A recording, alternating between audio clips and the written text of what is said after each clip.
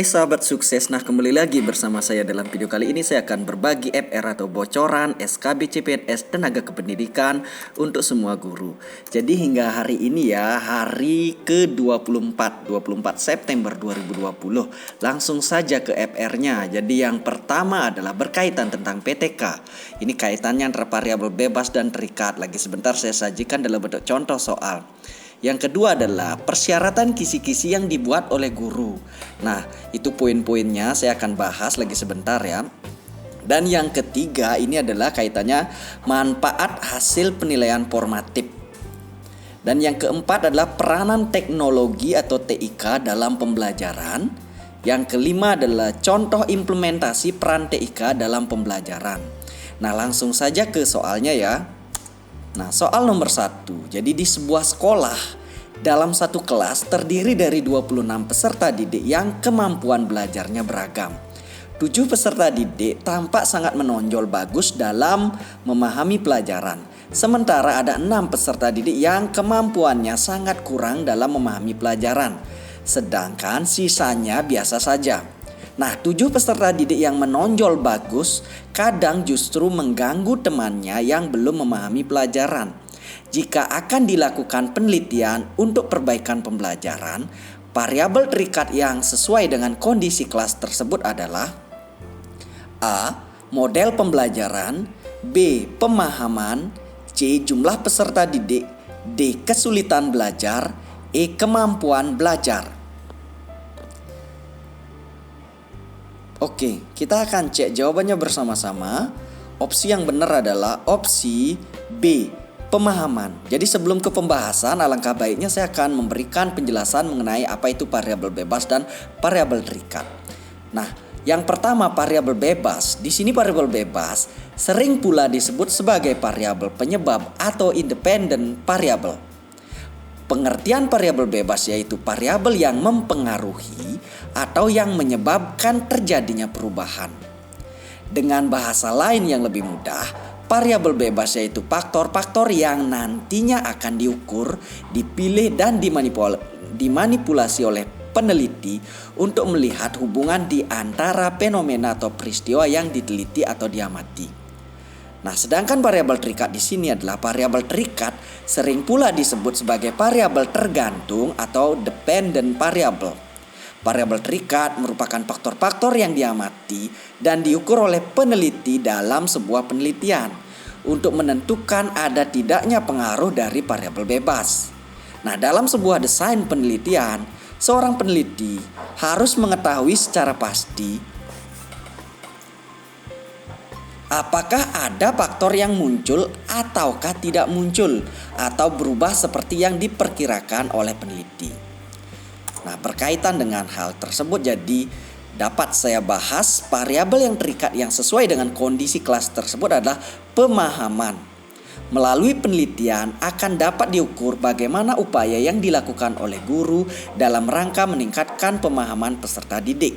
Peningkatan pemahaman dapat dilakukan dengan melakukan eksperimen atau tindakan dengan menerapkan model, media, pengembangan materi, dan atau perlakuan lain dalam pembelajaran. Jadi jelas sekali di sini ya, karena di sini sudah jelas mengganggu temannya yang belum memahami pelajaran. Jadi variabel terikatnya adalah berkaitan tentang pemahaman. Jadi bukan tentang kesulitan belajar ya, yang lebih tepatnya. Nah, untuk variabel bebasnya di sini kalau lihat dari opsinya adalah salah satunya adalah model pembelajaran. Nah, ini yang dapat mempengaruhi dari variabel terikat. Nah, seperti itu ya. Kita lanjut ke soal nomor 2. Penilaian hasil belajar dilakukan oleh pendidik, satuan pendidikan dan pemerintah. Penilaian hasil belajar yang dilakukan oleh pendidik dan satuan pendidikan merupakan penilaian internal atau internal assessment. Sedangkan penilaian yang diselenggarakan oleh pemerintah merupakan penilaian eksternal atau external assessment. Berikut ini merupakan persyaratan kisi-kisi yang harus dibuat oleh guru kecuali A. Menggunakan format yang ditentukan pihak sekolah, B. Dapat dijadikan pedoman dalam menulis soal, C. Memuat komponen materi dan kemampuan yang akan diukur, D. Materi yang hendak ditanyakan dapat dibuatkan soalnya, E. Mewakili materi yang telah diajarkan secara tepat dan proporsional. Oke, kita akan cek jawabannya bersama-sama. Opsi yang tepat adalah opsi A. Jadi di sini kecuali ya, yaitu menggunakan format yang ditentukan oleh pihak sekolah. Nah, kisi-kisi adalah suatu format berupa matriks yang memuat pedoman untuk menulis soal menjadi suatu tes. Syarat kisi-kisi yang pertama mewakili isi kurikulum atau kemampuan yang akan diujikan. Yang kedua, komponen-komponen rinci, jelas dan mudah dipahami. Yang ketiga, soal-soalnya dapat dibuat sesuai dengan indikator dan bentuk soal yang ditetapkan. Nah, komponen kisi-kisi terdiri atas yang pertama, kelompok identitas. Nah, di sana isinya adalah jenis institusi, program, bidang studi, tahun pelajaran, kurikulum yang digunakan, jumlah soal, bentuk soal. Yang kedua, kelompok matriks. Ini kompetensi dasar, materi, indikator soal, nomor urut soal. Nah, jadi jelas sekali di sini ya. Jadi kenapa di sini yang kecualinya, yang persyaratan kisi-kisi adalah menggunakan format yang ditentukan oleh pihak sekolah. Kita lanjut ke soal nomor 3. Berikut ini merupakan manfaat hasil penilaian formatif dalam pembelajaran kecuali A. Merancang program remedial, B. Merancang program pengayaan, C. Perbaikan proses pembelajaran, D. Mengisi nilai dalam raport, E. Merancang perbaikan pembelajaran. Oke, kita akan cek jawabannya bersama-sama. Opsi yang tepat adalah opsi D. Jadi kecuali ya mengisi nilai dalam raport. Jadi itu bukan merupakan manfaat hasil penilaian formatif. Nah, penilaian formatif adalah aktivitas guru dan siswa yang dimaksudkan untuk memantau kemajuan belajar siswa selama proses belajar berlangsung. Penilaian ini akan memberikan umpan balik bagi penyempurnaan program pembelajaran. Nah, tujuan penilaian formatif adalah untuk memperbaiki proses pembelajaran, bukan hanya untuk menentukan tingkat kemampuan siswa.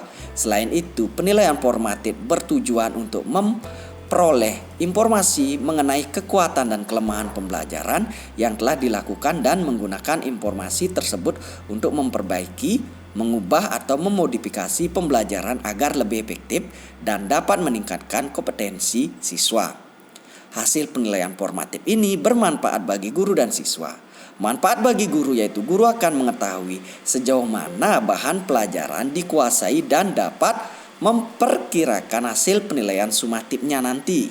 Nah, jika guru mengetahui tingkat keberhasilan siswa dalam menguasai materi pelajaran, maka guru dapat membuat keputusan apakah suatu materi pembelajaran perlu diulang atau tidak.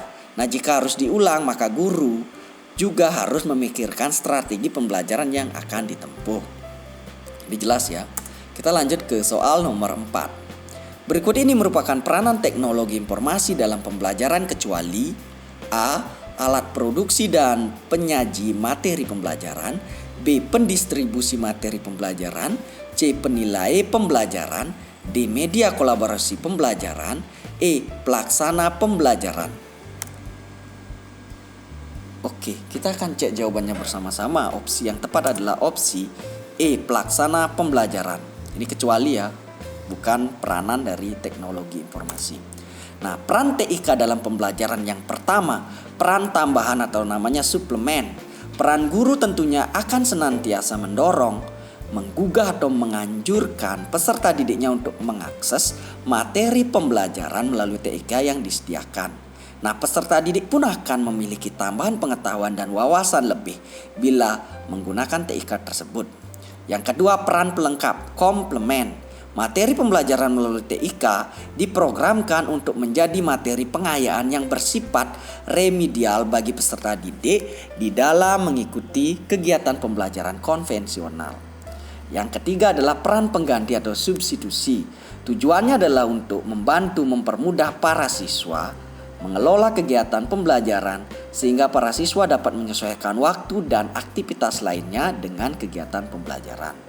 Nah, jadi jelas di sini ya. Jadi bukan pelaksana pembelajaran. Jadi peran TIK itu bukan pelaksana ya. Jadi opsi A, B, C, dan D inilah yang merupakan peranan teknologi. Kita lanjut ke soal nomor 5. Dewasa ini pembelajaran dianjurkan menggunakan blended learning, pembelajaran berbasis internet. Apabila guru menggunakan aplikasi chatting untuk berkomunikasi dan berdiskusi dengan para siswa, maka teknologi informasi sudah berperan sebagai A. Alat produksi dan penyaji materi pembelajaran, B. Pendistribusi materi pembelajaran, C. Penilai pembelajaran, D. Media kolaborasi pembelajaran, E. Pelaksana pembelajaran. Oke, kita akan cek jawabannya bersama-sama.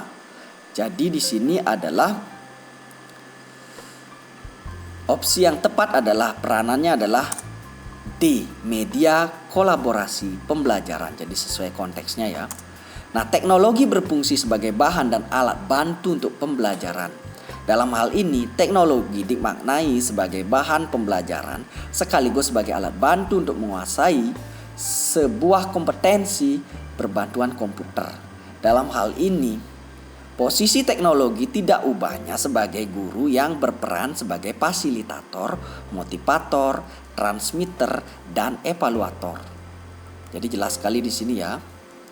Jadi apabila guru menggunakan aplikasi chatting untuk berkomunikasi dan berdiskusi dengan para siswa, maka TIK ini peranannya adalah sebagai media kolaborasi pembelajaran